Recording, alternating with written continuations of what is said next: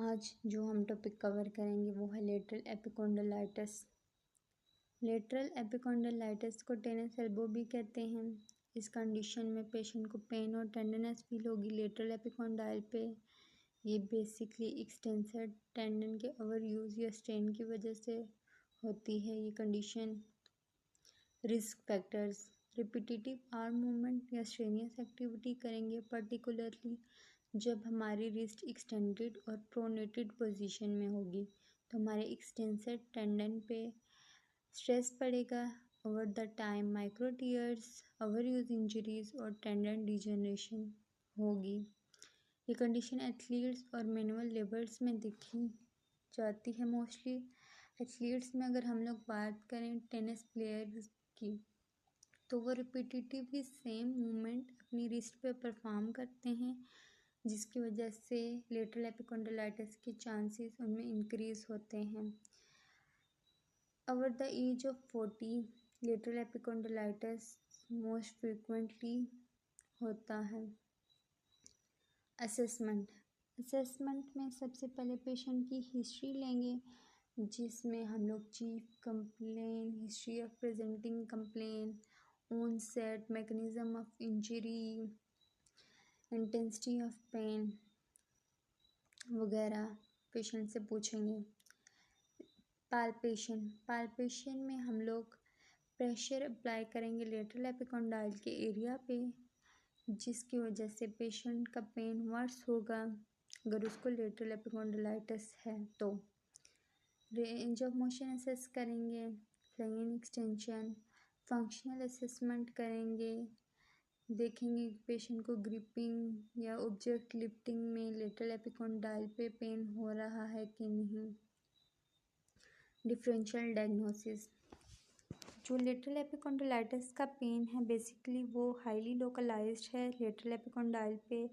अगर पेशेंट को dorsum of four arm पे पेन हो रहा है तो पॉसिबली उसको कोई और कंडीशन हो सकती है, क्योंकि लेटरल एपिकोंडालाइटिस का पेन लोकलाइज्ड है। 40% ऑफ लेटरल एपिकोंडालाइटिस के केसेस में लेटरल कोलेटरल लिगामेंट भी इन्वॉल्व हो सकता है। स्पेशल टेस्ट: एक्सटेंडेड और प्रोनेटेड पोजीशन में हम लोग पेशेंट को ग्रिपिंग करवाएंगे।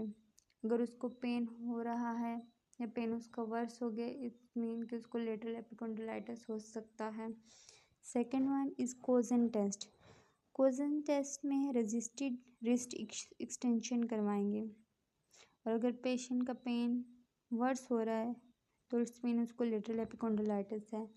मिल्स टेस्ट में एल्बो पेशेंट की एक्सटेंडेड और फोरआर्म प्रोनेटेड होगी, और हम लोग पैसिव रिस्ट एक्सटेंशन करवाएंगे।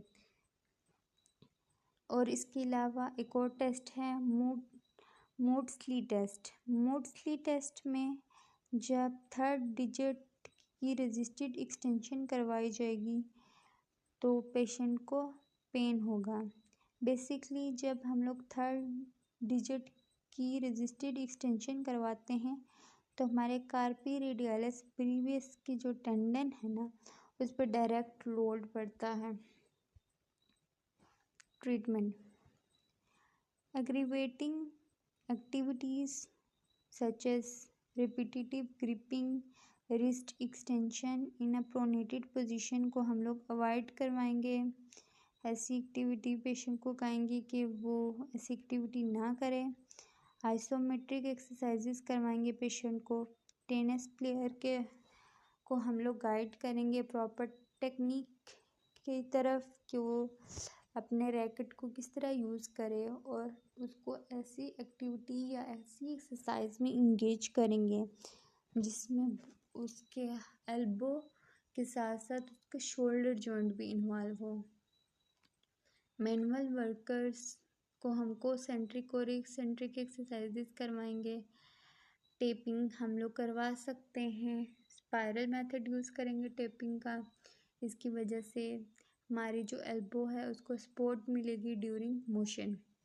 मैनुअल थेरेपी में हम लोग लेटरल ग्लाइड्स दे सकते हैं एल्बो पे, जिसकी वजह से पेन रिलीफ होगा। प्रोग्नोसिस। लेटरल एपिकोंडाइलिटिस के आउटकम्स हमें 6 to 8 वीक्स में ऑप्टिमम आउटकम्स मिल जाते हैं अगर हम लोगों ने प्रॉपरली ट्रीटमेंट प्लान फॉलो किया हो। जज़ाकल्लाह।